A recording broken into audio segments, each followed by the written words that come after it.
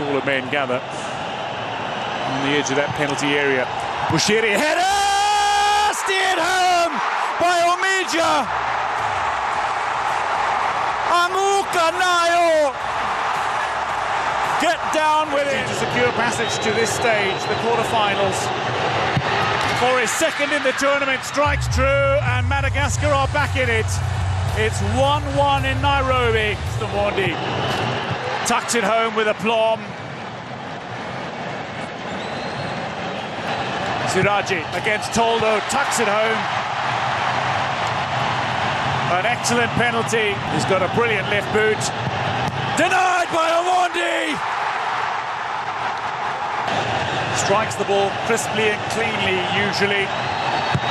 Does so again, and Kenya do lead 2-1 in the shoot. Keep them in front in the shootout now. Sylvester Owino, straight over Toldo. Kenya 3-2 to the good through 3 rounds. And equalised. Omondi beaten again by Feno Asina. Tucks it away. It's staring down Toldo. Takes a longer run up. And it's denied by Toldo. It's back on level terms. Kenya, after a massive performance,